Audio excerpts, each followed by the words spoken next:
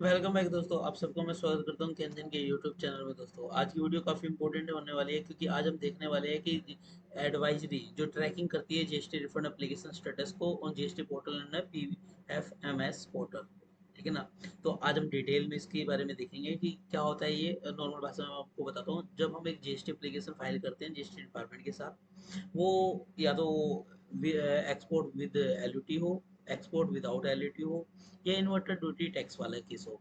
उस केस में क्या होता है कि हमने रिफंड एप्लीकेशन फाइल कर दी, जीएसटी रिफंड एप्लीकेशन, और उसके बाद आर एफ डी 02, 05, 06, 08, 09, इन सब का प्रोसीजर क्या होता है, कैसे होता है, हम एक बार इस वीडियो में देख लेते हैं। सबसे पहले समझते हैं कि क्या होता है filing of the refund application. R F D 01 में हम अपने एप्लीकेशन को फाइल करते हैं। ठीक है। और इसी के अंदर आर एफ डी 01 के अंदर अपना बैंक को नॉमिनेट करते हैं कि किस बैंक के अंदर आपको रिफंड लेना अपना जीएसटी का। तो सेकंड, जब डिपार्टमेंट एक्नॉलेज कर देता है कि भैया उसको लगता है कि आपके फाइलिंग किए हुए डॉक्यूमेंट ठीक है और एप्लीकेशन ठीक है, तो आर एफ डी 02 फाइल कर देता है।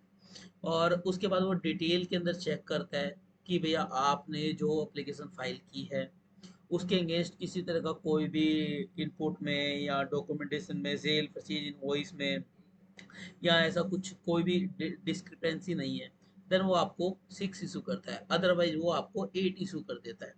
हाँ दोस्तों, यदि आर एफ डी 02 भी इशू आपको हो जाता है तो आप ये मत सोचिएगा आप ओके हैं। उसके बाद भी आर एफ डी 08 आपको आता है। मैं आज आपको लाइव केस में दिखाऊंगा कि हमने भी ये सब चीज़ें किस तरह से टैकल की है।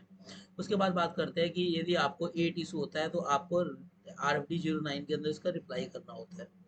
दोस्तों आर एफ डी 01 में अपने एप्लीकेशन फाइल करी, आर एफ डी 02 में उन्होंने एक्नोलेज कर दिया।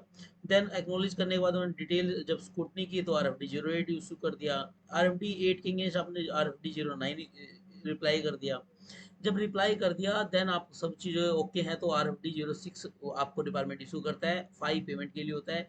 ये प्रोसीजर आपका यहाँ आके कंप्लीट हो जाता है। तो एक बार हम डिटेल में देख लेते हैं अपने ही क्लाइंट के एक बार लॉगिन करके। देखिए जैसे हमने इसमें रिफंड एप्लीकेशन फाइल की हुई थी।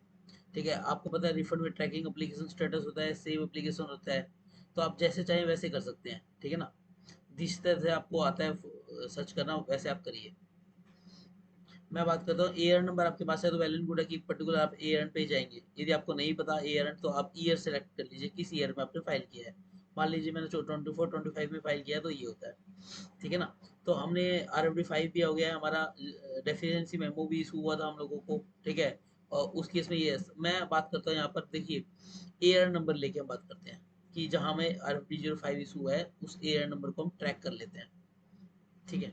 यहाँ से भी आप कर सकते हैं, ऐसे भी क्लिक करके एयर नंबर को। अदरवाइज आप यहाँ से भी ट्रैक कर सकते हैं।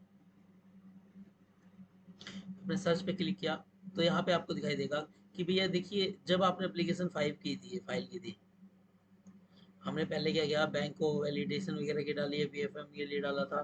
तो अब इस केस में क्या हुआ, आरएफडी हमने जुलाई में फाइल की थी एप्लीकेशन, फिर इन्होंने एक्नोलेज किया अगस्त में। ठीक है, अगस्त में करने के बाद इनको डेफिशिएंसी मेमो इन्होंने हमें इशू कर दिया। हमने उस शो को नोटिस का रिप्लाई कर दिया। फिर उन्होंने फाइनली हमारे एक्नोलेज करके फाइनल जजमेंट ऑर्डर दे दिया और फिर हमें पेमेंट ऑर्डर इशू कर दिया। अब ये पूरा प्रोसीजर होता है जीएसटी रिफंड इशू करने का, जिसके अंदर हमने ये सब चीज़ें आपके सामने दिखा दी हैं। अब क्या होता है इसके बाद, यदि आपको इसी क्लाइंट का पीएफएम पोर्टल जो होता है, पीएमएफएस पोर्टल, ये आप जाएंगे इसमें। ठीक है।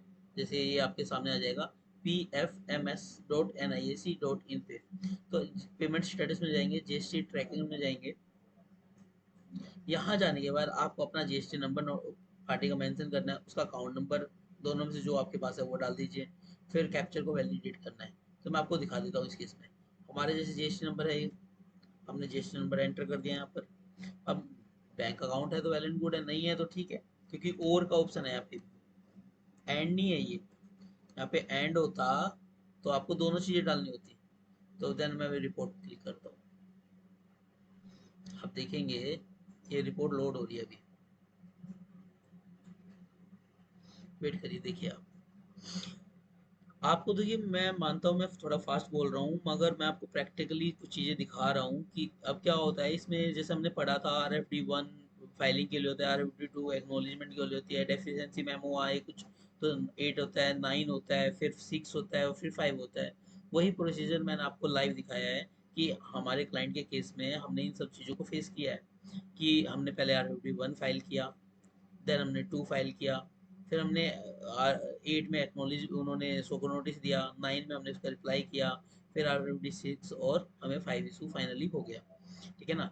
अब क्या होता है नॉर्मली जब 8 इशू होता है ना आप लोगों को दोस्तों, 8, तो इसमें क्या होता है कि यदि आपने अमाउंट कोई रिफंड के लिए है और उनकी कैलकुलेशन के अकॉर्डिंग वो थोड़ी बहुत भी डिस्क्रिपेंसी है तो वो उसको आपके सामने बता देते हैं कि भाई ये अमाउंट में डिस्क्रिपेंसी है, इसको आप एक्सेप्ट नहीं कर सकते। अब ये देखिए, ये दिखा रहे हैं कि finally request for the file ये होगी सक्सेसफुल, दिखा रहे हैं जीएसटी वैलिडेट।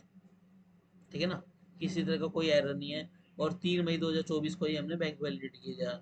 आपने ये कहाँ से चेक करना है, ये देखिए 3 मई को क्या था ये, bank account detail send to PFMS for the validation, और वहाँ पे हमारी अकाउंट वैलिडेशन सक्सेसफुली हो चुकी है सर।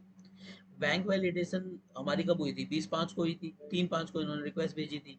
ठीक है, देन हमने एप्लीकेशन फाइल की थी। ये प्रॉपर प्रोसीजर होता है। और आपको एक बात बता दूं मैं, ये हमारा सेंटर का केस है, स्टेट का केस नहीं है। स्टेट में आपके क्या चलता है कैसे चलता है वो अलग बात है, यहाँ पर प्रॉपर प्रोसीजर होता है जिसके थ्रू आपको गुजरना होता है। यहाँ भी आप देख सकते हैं RFD 01 आपको मिला, RFD 02 आपको मिला, फिर 6 मिला, फिर 5 मिला, मगर यहाँ पर 8 और 9 का कोई जिक्र नहीं है। ठीक है ना। तो आपको किसी भी तरह का यदि आपकी अपनी रिफंड एप्लीकेशन फाइल करवानी है, डिपार्टमेंट से क्लियर करवाना है, डॉक्यूमेंटेशन में कोई दिक्कत है, तो आप हमारी टीम से कॉन्टैक्ट कर सकते हैं। मैं आपको एक नंबर मेंशन कर देता हूँ जिस नंबर के थ्रू आप हम लोगों से कॉन्टैक्ट कर सकते हैं। देखिए सर, आप यदि 98 99 900 300 पे कॉल करते हैं तो मेरी पूरी टीम, जिसे कैनजेन टीम के नाम से जाना जाता है, वो आपकी हेल्प करेगी। और आप यदि मेरे से कॉन्टैक्ट करना चाहते हैं तो मेरा फ़ोन नंबर भी आपकी स्क्रीन पे मेंशन है, नाम है नीरज जैन। तो आप हमसे कॉन्टैक्ट कर सकते हैं अपने रिफंड के लिए, अपने रिफंड के एप्लीकेशन के लिए। हम आपको प्रॉमिस करते हैं कि आपका रिफंड का पूरा कंप्लीट प्रोसीजर जब तक आपको 5 6 तक इशू नहीं होता जब तक हम आपके साथ रहेंगे। और फाइनली आपसे किसी भी तरह का कोई चार्ज भी हम ऐसे नहीं लेते हैं कि भैया हिडन चार्ज है, जो भी है आपको क्लियर करके चलते हैं आपको पहले फर्स्ट डे से।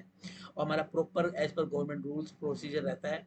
और आपसे शर्त ये है कि आपके डॉक्यूमेंट्स भी कंप्लीट हो। यदि आपके डॉक्यूमेंट में किसी प्रकार की डिस्क्रिपेंसी है, कंप्लीट नहीं है, आपको लगता है इरेगुलरिटीज़ हैं, तो हम उसको भी दूर कर देते हैं। हम अपनी टीम की हेल्प से डॉक्यूमेंटेशन प्रॉपर प्रिपेयर करते हैं, देन हम डिपार्टमेंट के साथ फाइलिंग करते हैं, फिर कोऑर्डिनेट करते हैं और टाइम टू टाइम आपको अपडेट देते हैं। दोस्तों आज की वीडियो में इतना ही। नेक्स्ट वीडियो मिलते हैं एक नए टॉपिक के साथ। दोस्तों बाय।